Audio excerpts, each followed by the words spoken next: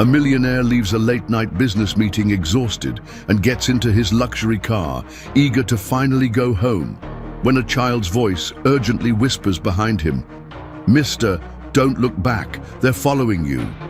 His heart races as he realizes there's a 7-year-old girl hiding in the back seat, her eyes wide with terror. With the early wisdom of someone who's lived on the streets, but the desperation of someone who's intercepted something dangerous, she reveals something that leaves him in pure shock. The rain fell in thin, icy sheets over the asphalt of Chicago, blurring the city lights into impressionistic smudges. For Arthur, the drum of drops on the ceiling of the underground parking garage was an irritating thrum, an echo of his own exhaustion. The meeting had dragged on until dawn, a tug-of-war of egos and numbers that had drained his last reserves of energy.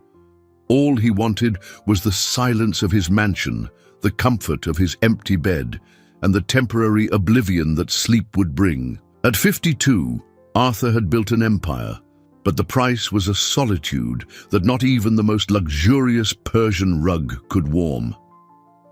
He walked, his footsteps echoing on the empty concrete, his leather briefcase weighing in his hand as if it carried all his burdens. There was a vulnerability in him, an almost childlike trust in the people he chose to keep close, which brutally contrasted with the cutthroat business shark image he cultivated.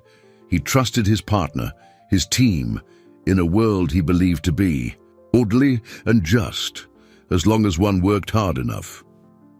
Upon reaching his luxury sedan, the scent of new leather and the climate-controlled air welcomed him like a familiar embrace. He sank into the driver's seat, his aching body protesting. For an instant, he closed his eyes, his head throbbing. Today's business victory felt hollow, another brick in a wall that isolated him from the rest of the world. He turned the key in the ignition, and the engine purred softly, a promise of escape. He was about to shift into gear when a whisper made every hair on his body stand on end. "Mister, don't look back." The voice was small, childlike, coming directly from the back seat. Arthur's heart pounded, hammering against his ribs like a trapped bird. His mind, trained to analyze corporate threats, couldn't process it. A carjacking? A sick joke?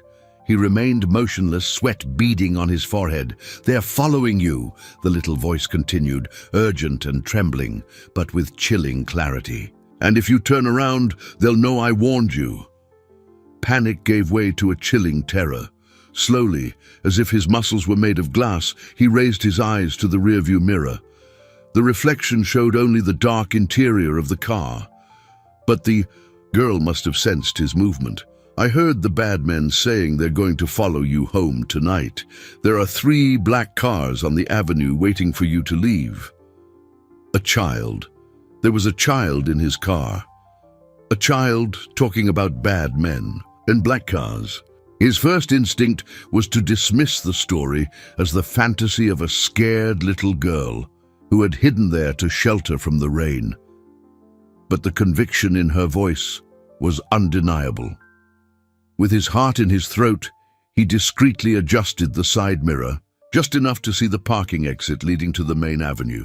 And there they were, 3 dark sedans, triple parked, their lights off, almost invisible in the rainy night. They were an anomaly, a menacing presence that made no sense at all. His meticulously controlled world began to crumble. The girl, sensing his hesitation, pointed a tiny finger through the gap between the front seats towards a dark corner of the parking garage. "Look, mister, that man is watching us." Arthur followed the indicated direction. Near a support pillar, the silhouette of a man stood out, the glow of a cell phone briefly illuminating his face. He wasn't sheltering from the rain. He was watching. Suddenly, the man put away his phone and began walking towards them, his steps firm and deliberate. Fear seized Arthur, an overwhelming wave that propelled him to action. Without a second thought, he floored the accelerator, the tires squealing on the slick floor as the car shot towards a secondary exit, plunging into the uncertain night with his small, mysterious passenger. The car cut through the rainy night like a frightened blade. Arthur gripped the steering wheel so tightly his knuckles were white, his eyes fixed on the frantic dance of the windshield wipers. His mind, normally a sanctuary of logic and strategy, was now a chaos of panic and disbelief. He drove aimlessly, weaving through side streets and alleyways he barely knew, his heart hammering erratically against his chest. Every pair of headlights in the rearview mirror was a potential threat, every shadow and lurking enemy. The silence inside the car was heavy, broken only by his ragged breathing and the soft sound of rain. The girl's presence in the back seat was a paradox, the source of his terror and at the same time his only apparent lifeline. He couldn't go home, couldn't go to the office, couldn't go to the police, not until he understood what was happening. For the first time in his adult life, Arthur was utterly lost. "Where are we going?" Her voice sounded again, small but firm, cutting through the fog of his fear. He didn't answer immediately, focused on a sharp turn that made the tires dangerously slide on the wet asphalt. I don't know, he admitted, his voice hoarse. The confession sounded strange in his own ears, a man who always had all the answers now adrift. "Who are you, girl? How did you get in my car?" "My name doesn't matter right now," she said, the wisdom in her tone far beyond her years. "I hid when the chauffeur opened the door to clean the car earlier. I needed to warn you." Warn. The word echoed in Arthur's mind. Warn about what? About bad men and black cars? It sounded like the plot of a bad movie, not his real life, his life of spreadsheets and conference calls. He saw a main thoroughfare ahead, a path he knew well, a route that would take him to a busier and, he hoped, safer part of the city. It was an overpass, a vital artery that would pull him out of that web of unknown streets. The decision was instantaneous. He needed familiar ground. As he began to turn the wheel to take the on-ramp, a sharp cry paralyzed him. "No, don't take that street!" The desperation in her voice was so visceral, so genuine, that Arthur reacted purely on instinct. He swerved the wheel in the opposite direction at the last second, the car screeching tires and speeding past the overpass entrance, continuing along the dark, less inviting bypass. His heart seemed to have stopped. "Why?" he managed to yell, frustration and fear overflowing.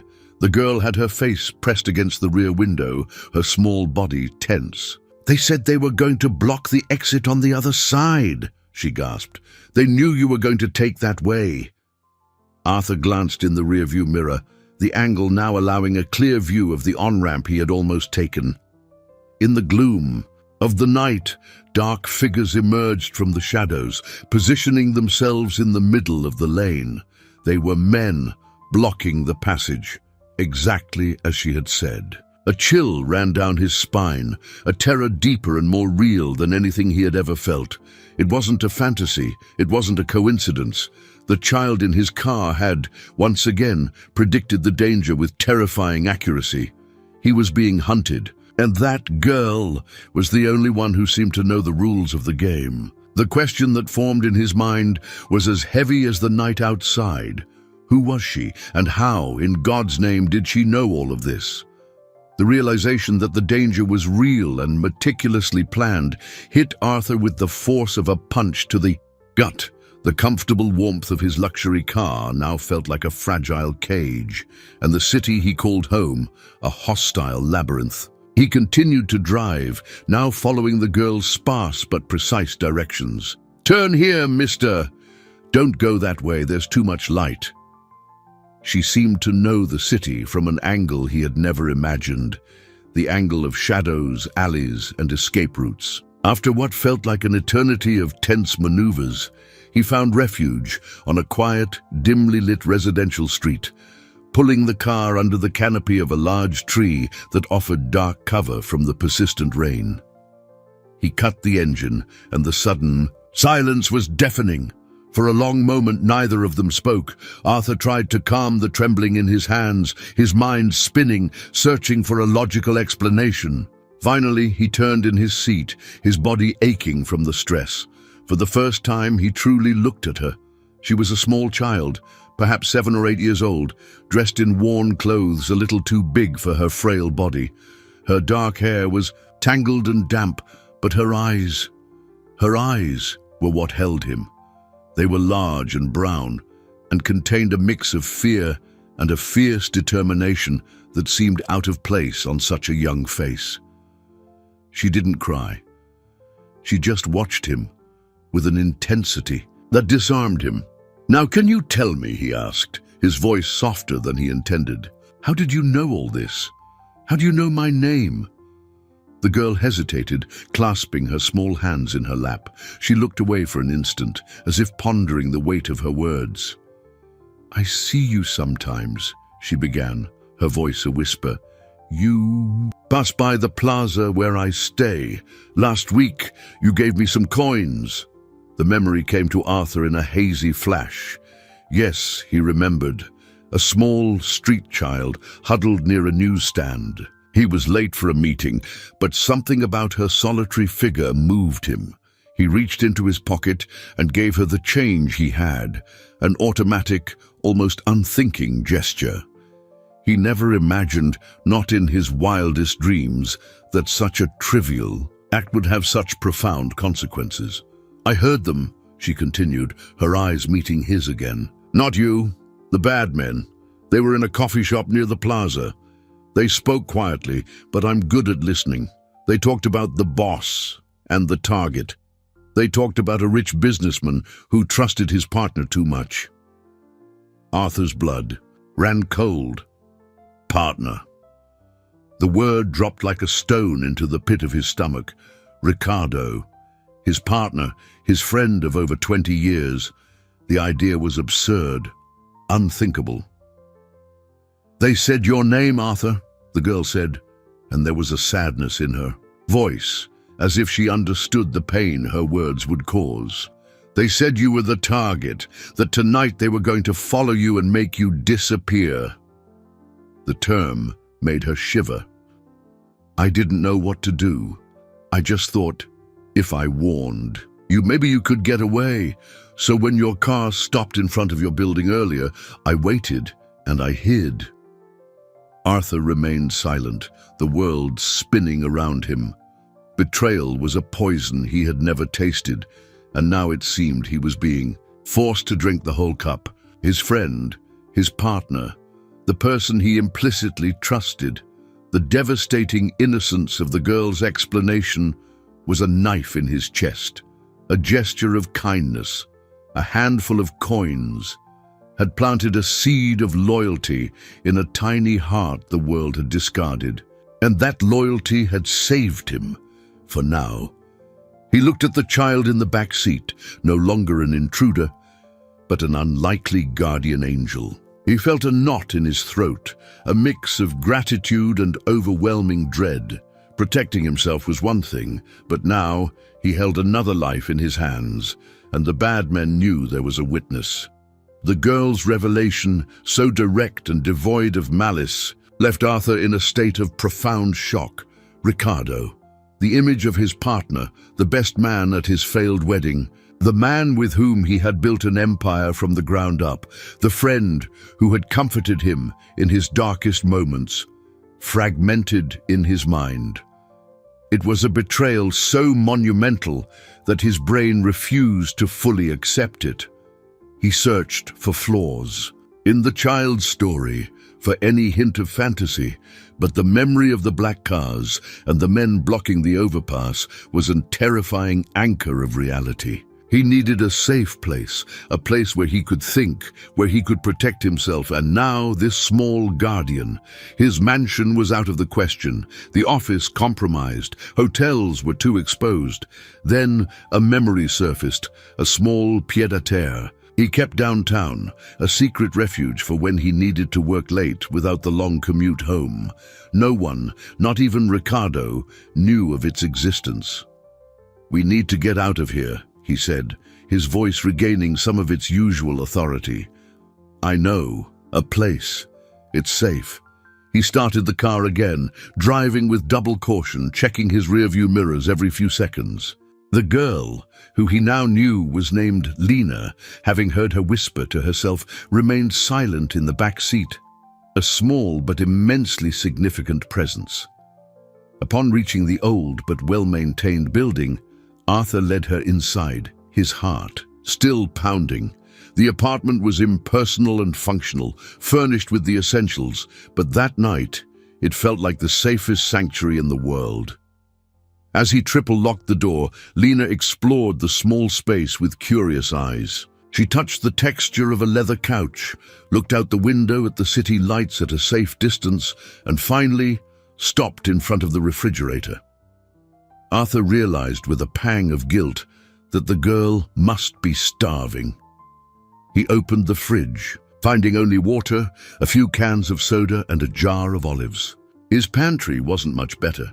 "I'm sorry," he said, embarrassment weighing in his voice. "I don't usually keep much food here."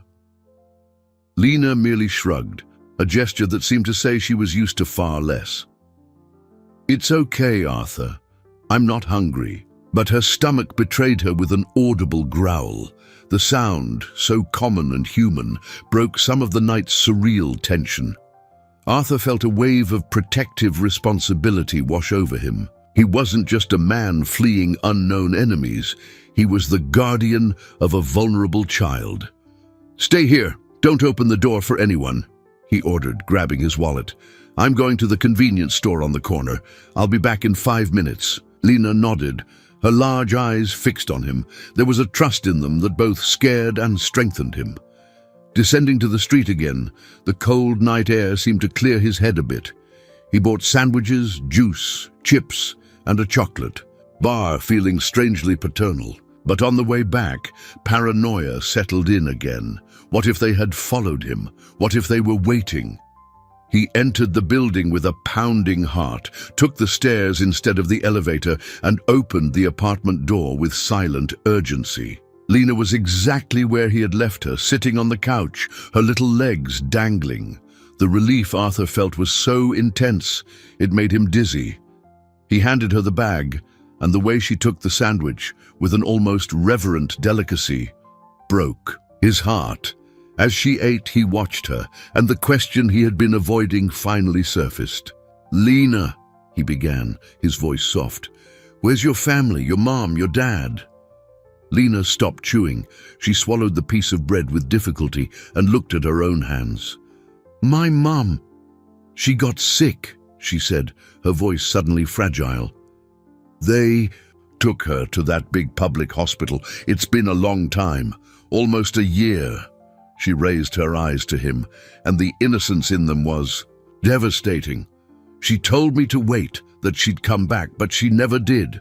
The simplicity of that tragedy, the loneliness of a child waiting for a return that never came, hit Arthur harder than any threat.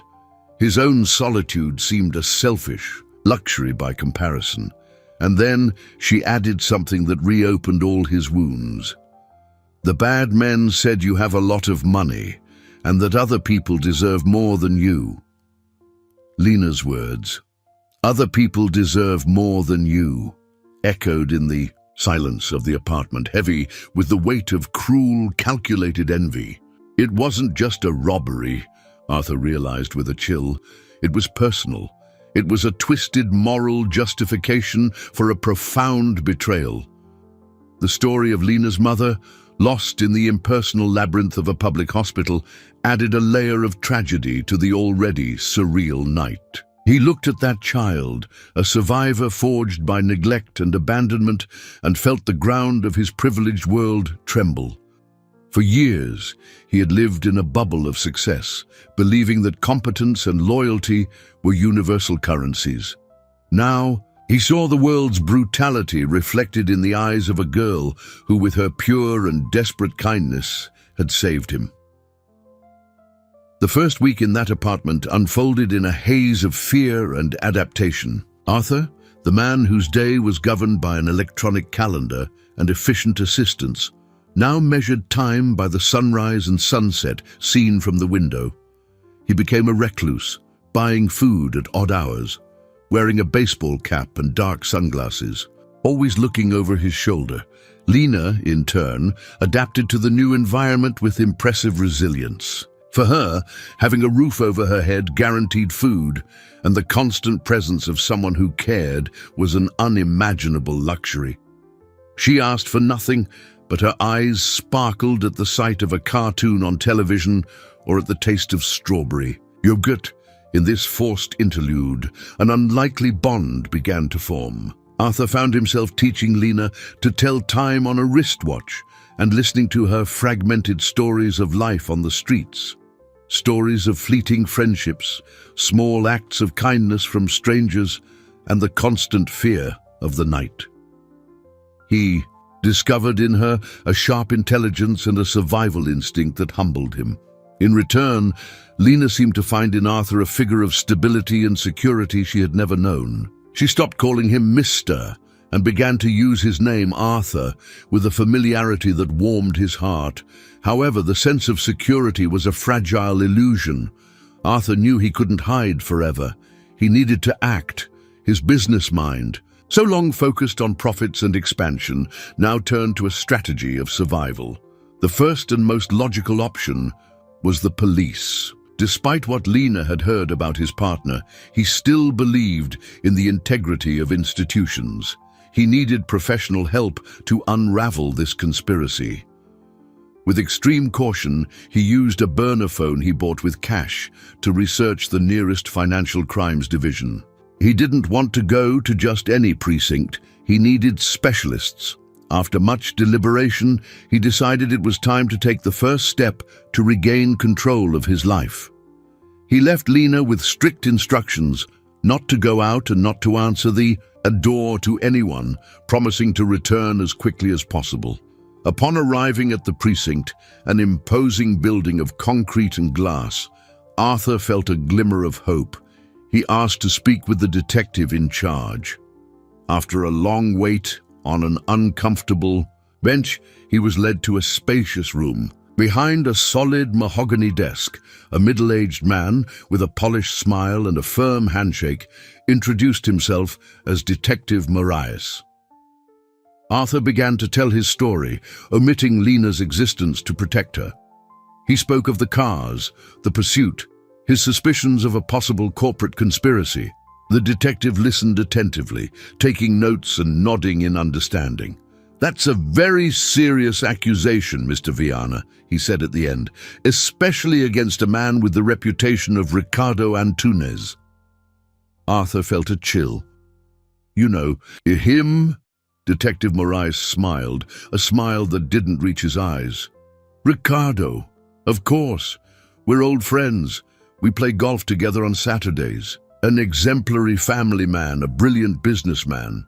He leaned forward, his tone now paternalistic and slightly condescending. "Arthur, with all due respect, you've been under a lot of stress lately, haven't you? Big deals, a lot of pressure. Sometimes our minds play tricks on us." He pulled a business card from his drawer. "I know an excellent therapist. Perhaps talking to someone could help clear things up." Arthur froze, the words stuck in his throat. The air in the room seemed to thin.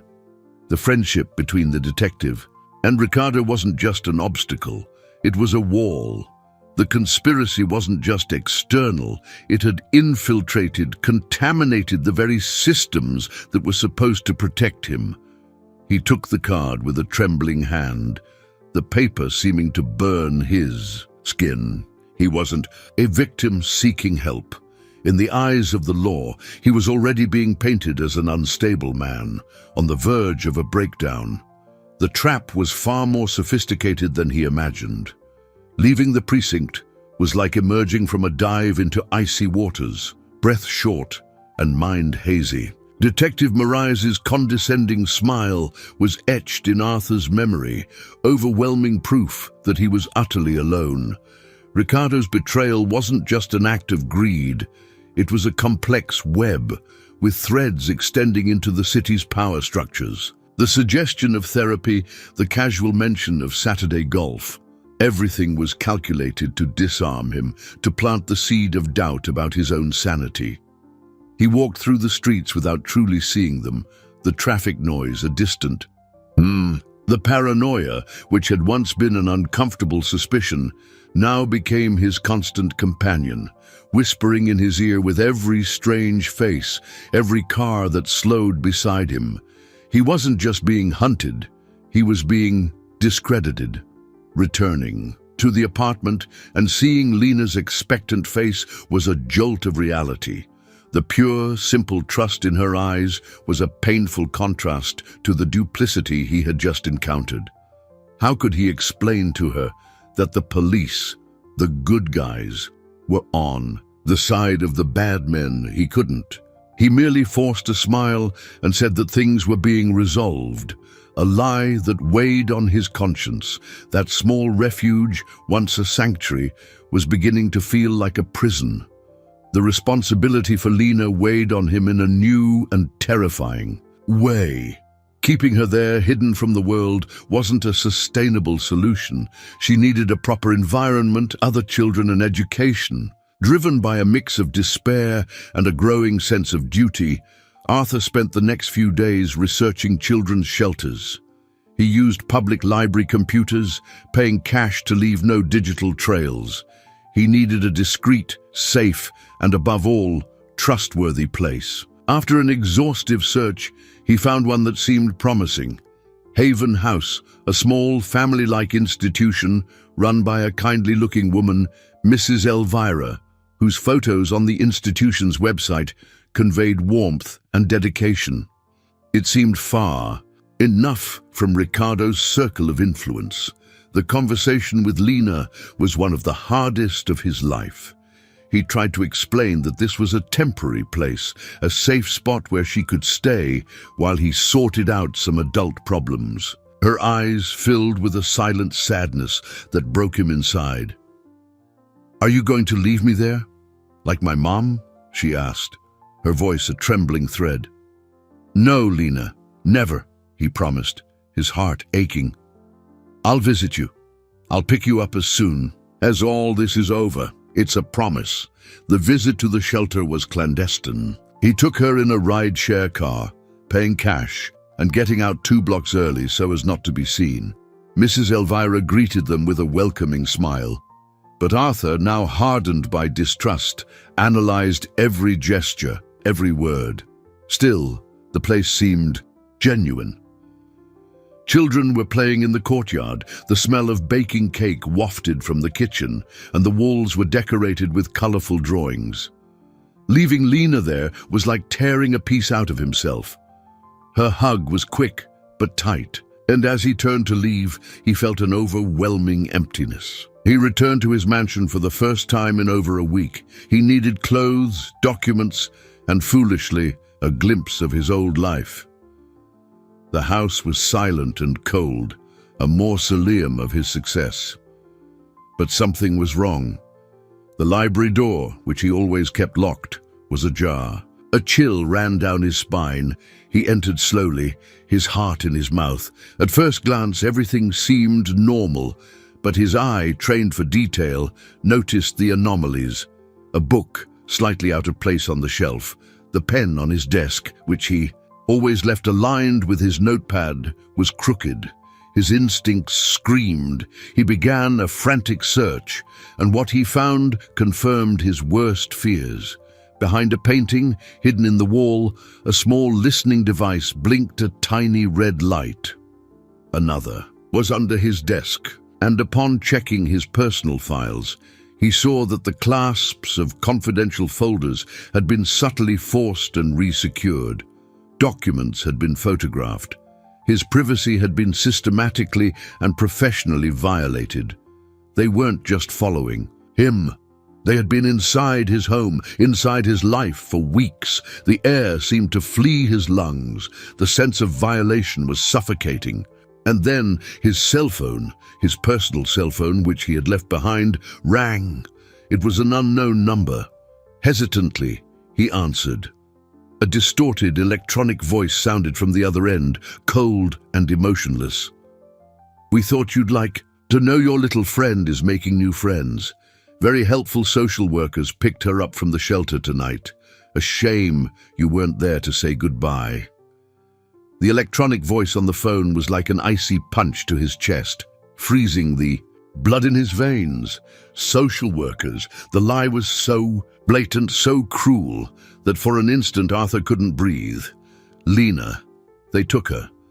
The image of the girl's scared face, her trust in him, his promise to return. It all shattered into a million fragments of guilt and terror. He had put her in danger. He, in his foolish attempt to protect her, had delivered her directly into the hands of his enemies. The silence on the line was torture, a calculated void designed to let him absorb the full impact of that violation. The invasion of his home, the listening devices, all of it became secondary. A child's life was at stake because of him. "What do you want?" he managed to say, his voice a low, trembling growl, an impotent fury bubbling beneath the panic. "It's good to see we're finally on the same page, Arthur," the distorted voice continued, savoring each syllable. "No police, no heroes, just business." There was a pause. "Your partner, Mr. Antunes, is very concerned about your mental health. He's prepared some documents to ensure the company remains in good hands while you take some time to recover. A transfer of control, simple, clean, blackmail." The word exploded in his mind. They were using Lena, using the bond he had formed with her, as the vilest of weapons. His growing affection for the girl, his kindness, had been twisted into his greatest vulnerability. "The girl is fine," the voice added, as if reading his thoughts. "For now, she'll stay that way as long as you cooperate. A lawyer will contact you tomorrow with the details. Sign the papers, Arthur. It's best for everyone." The call ended. The silence that followed was more terrifying than any threat. Arthur stood in the middle of his invaded library, the cell phone still pressed against his ear, the world collapsing around him. They had anticipated his every move. The visit to the police, which only served to paint him as unstable. The search for a shelter, which led them directly to Lena. They weren't just reacting. They were ahead of him, manipulating him like a pawn on a sick chessboard. The sense of helplessness was overwhelming. He looked around at the symbols of his success, the rare books, the works of art, the expensive furniture, and everything seemed grey and worthless. A cold, lucid rage began to replace the panic, a rage against Ricardo, against the corrupt system that protected him, and most of all against himself. He had been naive, too trusting, a dinosaur in a world of predators. But this rage also ignited a spark. They thought they had him cornered, that they could control him through fear for Lena's safety. But they underestimated one thing, the depth of the protective feeling he now felt for that child. She was no longer a stranger, an accidental responsibility. She had become his anchor, his purpose in that storm. He would not sign anything. Giving up his empire would be the same as signing his own death warrant and abandoning Lena to her fate. He needed to fight, but how? He had no allies, no reliable resources. He was completely isolated. It was then, amidst the despair, that his gaze fell upon a small wooden box on his desk, a gift from an old mentor many years ago. Inside it, there was an old faded business card. The name belonged to a man he hadn't seen in almost a decade, Daniel, a former investigative journalist who had become a private detective, a man who operated in the shadows, who distrusted authorities, and who was known for his fierce loyalty and unorthodox methods. It was a shot in the dark, a desperate gamble, but it was the only one he had. With trembling hands, he picked up the card. It was time to stop running and start hunting. He was no longer just the victim. He was the only one who could uncover the truth and save Lena. The decision solidified in his heart, a silent but seismic turning point. He would no longer play by their rules. He would create his own. The fear was still there, an icy knot in his stomach, but now there was something more, a steel determination. He picked up the burner phone, took a deep breath and dialed the number on the card. The hunt was about to change direction. The voice on the other end of the line was exactly as Arthur remembered, hoarse, skeptical, and with a tone that had seen it all. Daniel speaking. "Daniel, it's Arthur Viana. I don't know if you remember me." There was a pause. "Viana, the king of the corporate empire. I remember. Thought you only dealt with sharks in suits, not small fry like me." There was a hint of irony in the voice, but no hostility. "I need your help," Arthur said, urgency overflowing in his voice. "It's complicated and dangerous." Another pause, longer this time. Arthur could almost hear Daniel on the other end, lighting a cigarette, assessing the situation. "Complicated and dangerous is my specialty. Where and when?" They arranged to meet the next night at a cheap, dimly lit diner on the outskirts of the city, a place where Arthur Viana's face wouldn't be recognized. During the day of waiting, Arthur lived in a state of feverish anxiety. The call from Ricardo's lawyer came as promised, an unctuous voice explaining the necessary procedures for the transition of power, while Arthur recovered from his acute burnout. Arthur listened in silence, passively agreeing, buying time. Every word was a knife in his chest, a reminder that Lena was somewhere, scared and alone, serving as collateral. The meeting with Daniel was a reality check. The former journalist was older, grayer, but his eyes still held the same penetrating intensity. He listened to Arthur's entire story, from the whisper in the car to the blackmail call, without interruption, his face an impenetrable mask. When Arthur finished, the detective took a long drag from his cigarette and slowly exhaled the smoke. "Your partner isn't playing games," Daniel finally said. "This isn't a business bluff. It's a psychological warfare operation. They don't just want your money, they want to destroy you, erase you." "I know," Arthur replied, "but they have. The girl, I can't do anything that puts her in more risk." "You're wrong," Daniel countered, leaning across the table, the intensity in his eyes growing. "That girl's only chance is for you to fight. If you give in, they have no reason to keep her safe. She's a witness, a loose end." Daniel's words were brutal, but true. The foolish hope that cooperation would guarantee Lena's safety crumbled. Despair threatened to engulf Arthur again, but Daniel's steady gaze anchored him. "So what do we do?" Arthur asked, the word "we" sounding strange and comforting. "First, we find out who's on his team. You gave me the detective. That's a start. But an operation like this needs more people. Muscle, surveillance, maybe even someone inside your company. Second, we find the girl. They must be holding her somewhere discreet, but accessible. And third, and most importantly, we turn the tables. They're trying to prove you're crazy. We're going to prove they're criminals." In the days that followed, Arthur plunged into a world he never knew existed. Under Daniel's guidance, he learned to move through the city like a ghost, to use technology to protect himself instead of being monitored, to think like his enemies. Daniel, with his network of contacts in the city's dark corners, began to pull at the threads of the conspiracy. He discovered that the social workers who took Lena were known enforcers, hired by a shell security company that in turn was owned by a cousin of Ricardo's. Each discovery was another layer of betrayal revealing itself. While Daniel investigated the outside, Arthur focused on the inside. He sifted through his memories, re-examining conversations, meetings, emails exchanged with Ricardo over the past months. He began to see a pattern, subtle suggestions from Ricardo for him to take vacations, concerned comments to other board members about Arthur's fatigue, business decisions that, in retrospect, seemed designed to isolate him. The betrayal hadn't started on that rainy night. It had been seeded for months, perhaps years, right under his nose. The pain of this realization was deep, but he channeled it into a cold determination. One day, while sifting through old papers, in his secret office in the pied-à-terre, Arthur found something he had forgotten, a small sketchbook he had bought for Lena during the week they spent together. He flipped through it, his heart aching.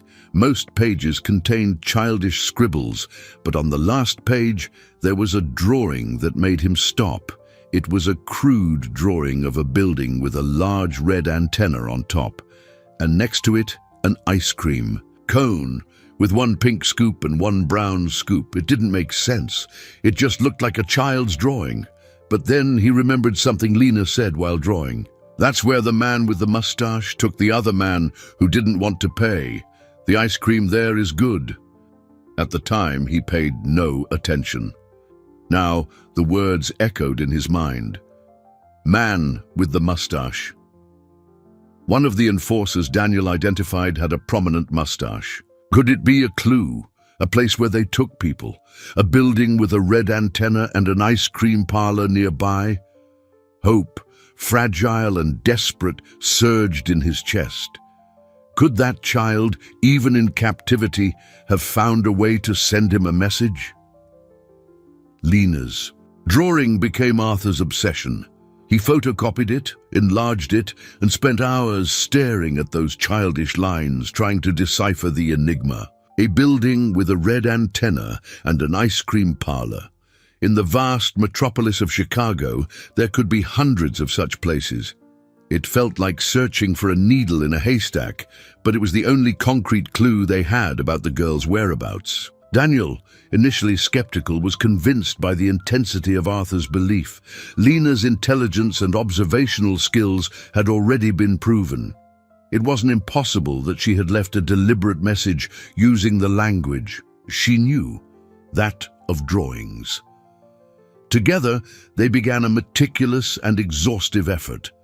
They cross-referenced city maps with satellite images, looking for buildings that fit the description. The red antenna criterion was the most distinctive. They focused on old radio towers, commercial buildings with painted cell phone antennas, and even old factory smokestacks. For each potential location, Daniel used his contacts to check ownership and recent activity, while Arthur, disguised, conducted a preliminary reconnaissance, looking for the second part of the clue, the ice cream parlor. Days turned into a week, then almost two. Frustration began to set in. They investigated dozens of locations, from abandoned warehouses in the industrial zone to dilapidated apartment buildings downtown. Each false lead was a blow to Arthur's hope, increasing his sense of guilt and urgency. Each night, he lay exhausted, the image of Lena's trusting face haunting his dreams. He clung to the promise he had made her, a silent mantra that kept him from giving up. During this time, Ricardo's pressure increased. The lawyer's calls became more insistent, the veiled tone of threat more explicit. Arthur, time is running. Outpatience has its limits. Arthur continued to stall, using flimsy excuses, knowing that every day gained was one more day to find Lena. The breakthrough came from an unexpected source. Daniel was talking to an old informant, a hacker who owed him a favor, casually showing him the drawing. The hacker looked at the red antenna and laughed. "That's not an antenna," he said. "That's the old logo for Electromart, an electronics chain that went bankrupt in the 90s. They had that red antenna on top of all their warehouses. Most were torn down, but I think there's still one standing over in the Riverbend Industrial Park." Arthur's heart pounded. Riverbend Industrial Park, a mixed area of old industrial warehouses and new real estate developments. It was the perfect kind of place to hide someone without attracting attention. With trembling hands, he searched his phone's map. And there it was. A large old warehouse, listed as property of a shell company linked to Ricardo's cousin. And less than 100 yards away on the street out front, a point on the map indicated Sweet Treat Creamery. The relief was so overwhelming that Arthur felt his legs weaken. It was there. It had to be there. Lena's cunning was extraordinary. She didn't just draw what she saw, but used a specific detail, the ice cream parlor she had associated with a previous event, to confirm the location. That same night, under the cover of darkness, Arthur and Daniel went to the location. The warehouse was an imposing, decrepit structure with broken windows and graffiti-covered walls. It looked abandoned, but Daniel, with his night vision binoculars, pointed to a window on the upper floor. There was a faint light on, and the outline of a curtain that didn't match the abandonment of the rest of the building. There was also a black sedan discreetly parked in an alley beside it, identical to those that had pursued him. They couldn't simply storm in. It would be suicide. They needed a plan. Proof. As they watched, the side door of the warehouse opened, and two men stepped out to smoke. One of them was the man with the mustache Lena had mentioned. The other, Arthur recognized with a shock. It was his own company's head of security, a man named Marquez, whom he had trusted for years. The web of betrayal was even wider than he imagined. As they watched, Marquez answered his cell phone. Daniel, using a long-range directional microphone, managed to pick up fragments of the conversation. The words were muffled, but some stood out clearly. Tired of waiting. The boss said if Viana doesn't sign by Friday to take care of the girl, no loose ends. Friday. It was Wednesday. They had less than 48 hours. Time had run out. The desperate search for the truth had turned into a race against death. The image of Lena, her smile, her courage, flooded Arthur's mind. He wasn't going to fail her, no matter the cost. The revelation that Marquez, his head of security, was involved was the final piece of the betrayal puzzle. Arthur's trust, already in tatters, disintegrated completely. It wasn't just his partner, it was his inner circle, the people to whom he delegated his safety and well-being. The threat of taking care of the girl transformed Arthur's fear into a cold, calculating fury. The Friday deadline hung over them like a guillotine blade. There was no more time for subtle investigations or for gathering conventional evidence. They needed to act, and fast. "We can't go to the police," Arthur said, his voice firm as they pulled away from the warehouse. "Detective Moraes will simply tip them off." "And we can't go in there by force," Daniel agreed. "There are at least 2 enforcers, probably armed, and we don't know how they're keeping the girl. Any direct confrontation puts her at extreme risk." They returned to the pied-à-terre, the air heavy with the urgency of the situation. Arthur paced, his mind working at high speed, no longer like a businessman, but like a general planning a desperate battle. Ricardo's strategy was clear: isolate him, discredit him, and pressure him into yielding. Arthur realized that the only way to win was to use the enemy's own tactics against them. He needed to break the isolation, create irrefutable proof, and expose the conspiracy in a way that even Detective Moraes couldn't ignore. "They want me to look crazy paranoid," Arthur said, stopping suddenly. "What if we give them exactly what they want?" Daniel raised an eyebrow. "What do you have in mind?" "I'm going to call Ricardo," Arthur explained, an audacious plan beginning to form. "I'll sound like a broken man at the end of his rope. I'll agree to sign the papers, but I'll impose a condition.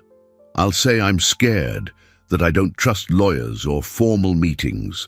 I'll insist on delivering the documents personally." "To him, and only to him. He'll never agree," Daniel said. "It's too risky for him." "He will," Arthur insisted. "He's arrogant. He believes I'm defeated. The chance to see me humiliated, to receive the company from my own hands, will be irresistible to him. It will be the apex of his victory.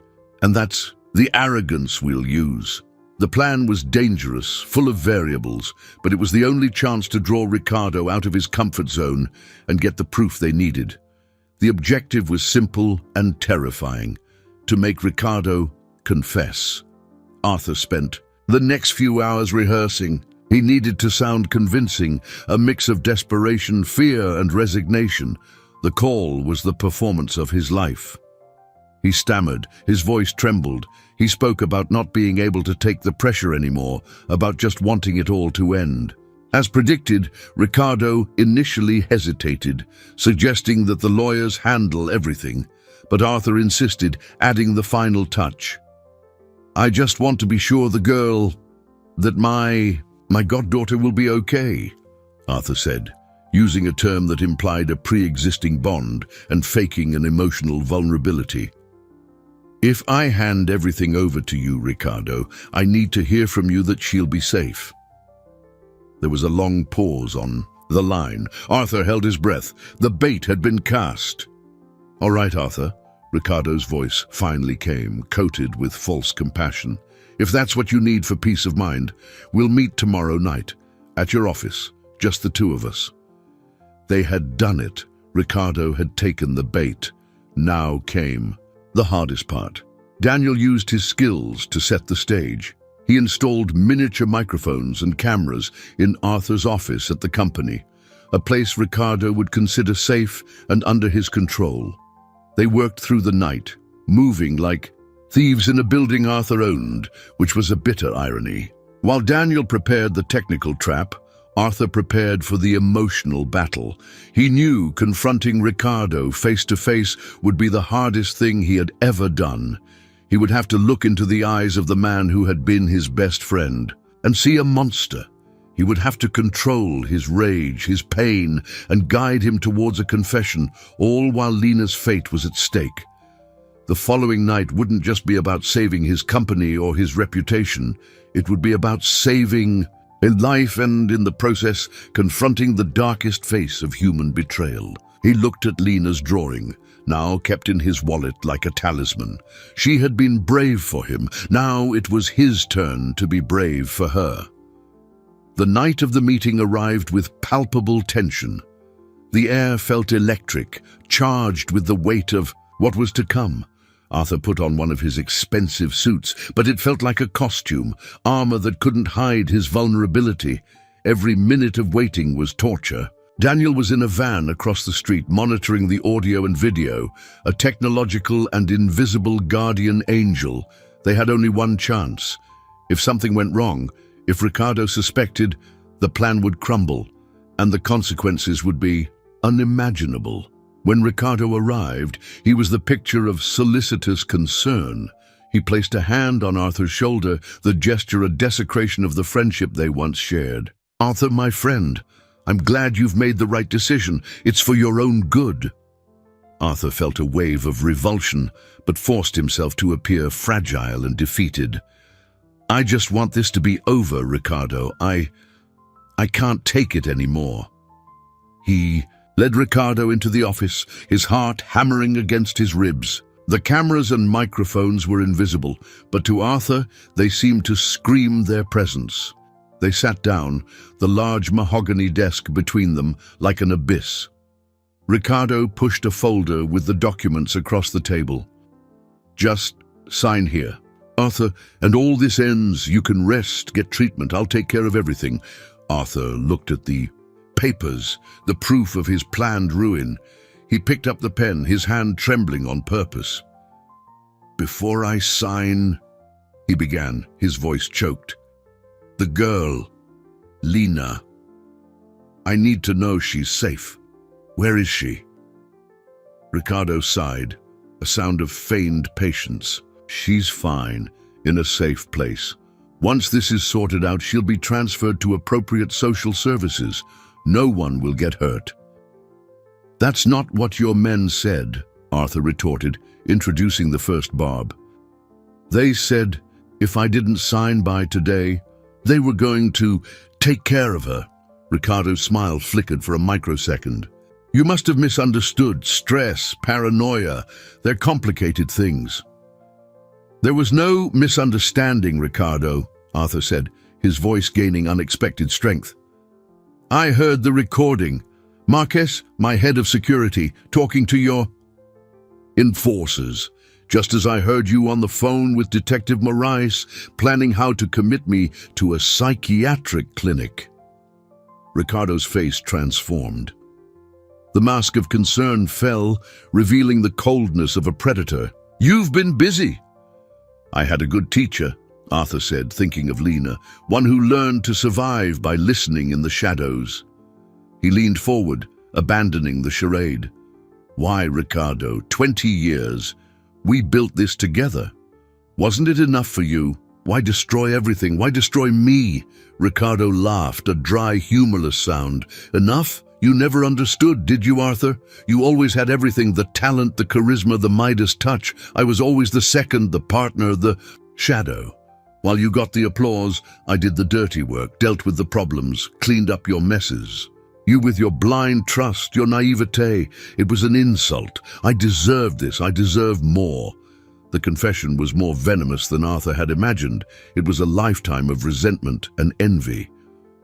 And the girl? Arthur pressed, his heart aching. What does an innocent child have to do with your inferiority complex? She was an unforeseen complication, Ricardo said with chilling coldness. Your mistake, as always, your stupid charity. But she ended up being useful, a lever to speed things up. He stood up, his patience exhausted. Enough talk. Sign the papers, Arthur, or I make a call and your little street friend disappears forever. And then I'll use these recordings you so stupidly mentioned to prove you're having a complete psychotic breakdown, harassing me and your employees. Either way, I win. Ricardo picked up his cell phone, his thumb hovering over the screen. The threat was real, immediate. Arthur felt panic rise. The plan had worked, the confession was recorded, but Ricardo still held the final card. He still had Lena. Arthur looked at the triumphant face of his former friend and knew he needed more than a confession. He needed a distraction. He needed a miracle. At the moment of greatest tension, when Ricardo's arrogance seemed unshakable, and his thumb threatened to seal Lena's fate, the unthinkable happened. The office door, which should have been locked, creaked softly open. The two men turned sharply, Arthur's heart leaping into his throat. Standing in the doorway, small and frail, yet with eyes gleaming with defiant courage, was Lena. For an instant, time seemed to freeze. Ricardo gaped, confusion and shock etched on his face. Arthur felt a wave of terror and relief so intense it left him breathless. How was she here? How had she escaped? Behind her, in the doorway, Daniel's figure appeared, silent as a shadow.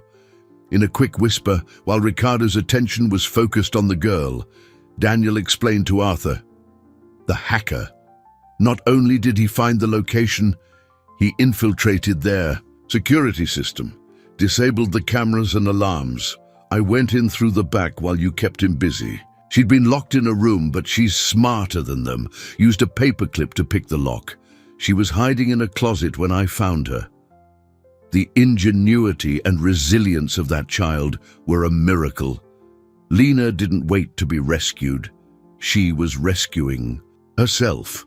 Ricardo recovered from the shock, his face contorting into a mask of fury.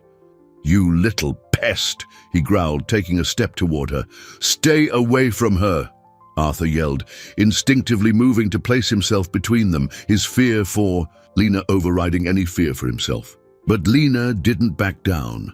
She took a step forward, her eyes fixed on Ricardo, and then she spoke, her voice clear and firm, echoing in the tense silence of the office. I heard you, she said. I heard everything. You said you were going to send Arthur to a crazy place. You said if he didn't give you the money, I'd disappear. She raised a trembling little hand and pointed at him. You're the bad man. The accusation, coming from a child who should have been his helpless victim, had a devastating power. It was pure truth, stripped of any adult complexity, and in that moment Ricardo broke. The facade of control, the arrogance, everything crumbled, replaced by raw panic. Shut up! He screamed, desperation in his voice. He knew he was finished. The recorded confession was one thing, but having the victim there, in person, articulating the crime, was another entirely. It was irrefutable. In a final act of desperation, Ricardo lunged not toward Arthur or Lena, but toward the table, trying to grab the signed documents and destroy any physical evidence. But Daniel, anticipating the move, was faster. He intercepted him, and the two men fell to the floor in a brief, clumsy struggle. Meanwhile, sirens began to wail in the distance, growing louder and louder. Daniel, before entering the building, had made an anonymous call to Internal Affairs, an internal police oversight body that investigates corrupt officers, reporting an ongoing kidnapping and the complicity of a detective, providing the address and the real-time audio recording as proof. Help was on the way, but not the compromised help of Detective Marias. Arthur rushed to Lena, kneeling and wrapping her in a tight hug. He felt her small, trembling body against his and was overcome by a wave of emotion so strong he could barely breathe. Gratitude, relief, love. She was safe. He had found her, or rather they had found each other. "You were so brave, Lena. So brave," he whispered into her hair, tears finally streaming down his face. "I knew you'd come, Arthur," she whispered. Back, her voice muffled against his shoulder. "I left the clue for you." The sirens were now outside the building. Red and blue lights flashed through the windows, sweeping across the office, where the truth had finally come to light. The nightmare was almost over. Looking at the girl in his arms, Arthur knew that his life, the life he had known, had ended that night. But a new one, richer and more meaningful, was just beginning. Internal Affairs' arrival was swift and efficient. They entered the office with professional precision.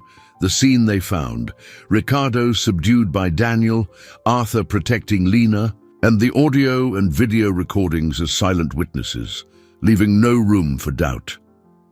Ricardo and Marquez, who had been found at the warehouse, were arrested on the spot.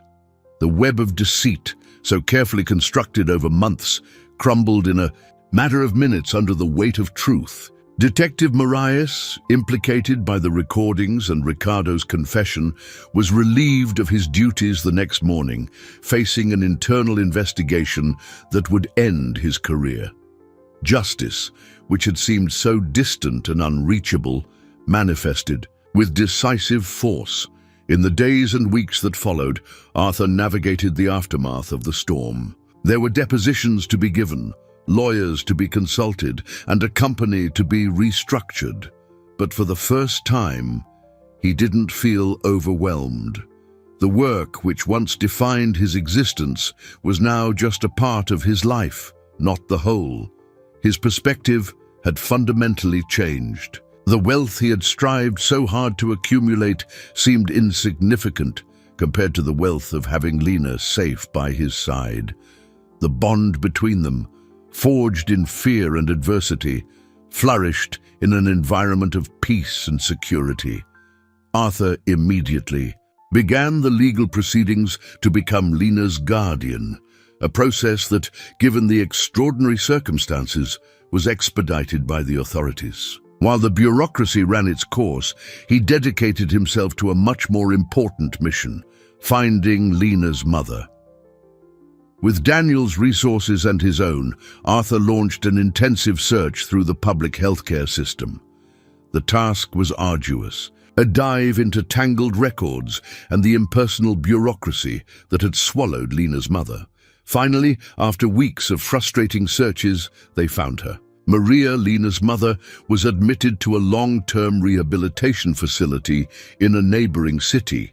She hadn't abandoned them. After a severe health crisis, she had suffered a collapse that left her unable to communicate or remember her own identity for many months. She was recovering slowly, but the path was still long. The reunion between mother and daughter was a moment of bittersweet, overwhelming beauty. Lena, who had lived almost a year believing herself orphaned and abandoned, could finally hug her mother. And Maria, seeing her daughter safe and well cared for, found new strength to fight for her recovery. Arthur, observing the scene from afar, felt a profound peace. He wasn't there to replace Lena's mother, but to support them, to ensure they had everything they needed to heal and rebuild their lives together.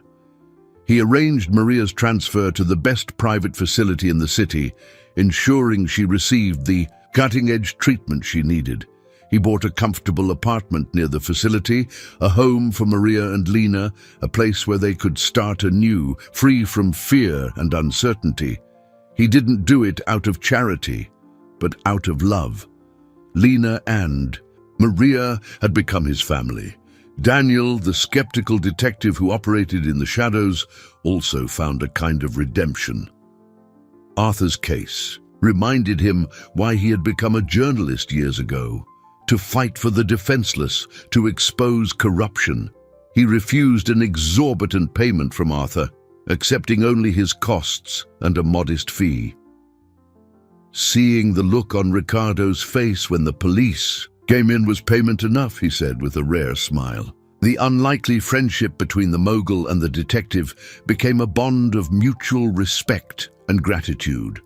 Arthur, the man who trusted blindly, learned his lesson the hard way. But he didn't become a cynic. Instead, he learned to differentiate naive trust from earned faith. He trusted Daniel, Maria, and above all, Lena. He sold his cold and impersonal mansion and moved to a smaller, cozier home, closer to Maria and Lena's apartment.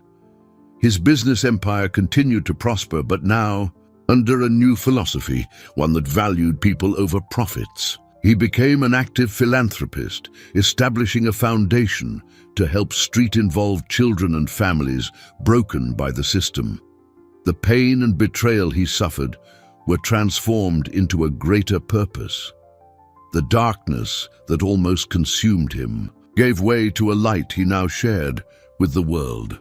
5 weeks had passed since that rainy night that turned Arthur's world upside down. Autumn gave way to a timid spring, and the city trees began to bud with new leaves, as if nature itself reflected the fresh start in their lives. Arthur drove his car, the same luxury sedan that had been the stage for so much terror. But the atmosphere inside it couldn't have been more different.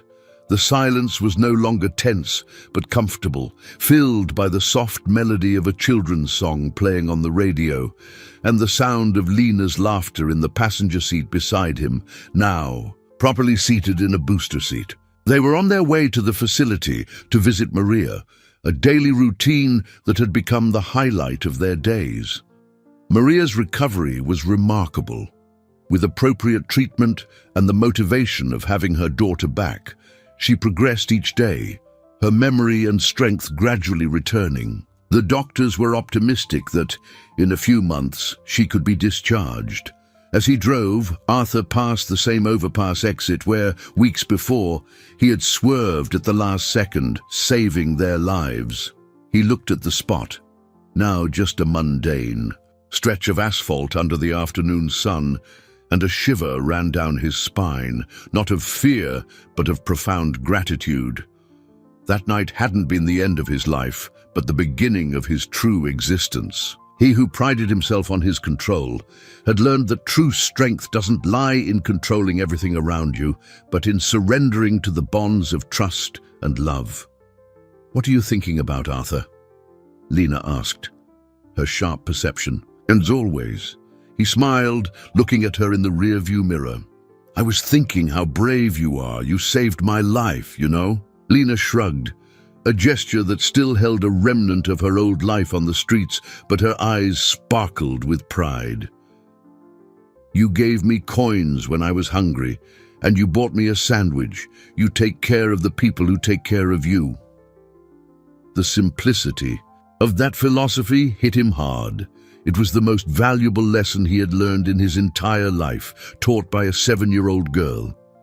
True wealth wasn't in his bank statements or the value of his stocks, but in those small acts of human connection. It was in the warmth of Lena's hand in his, in Maria's progress, in Daniel's loyal friendship. It was in building a family not by blood, but by choice and extraordinary circumstances.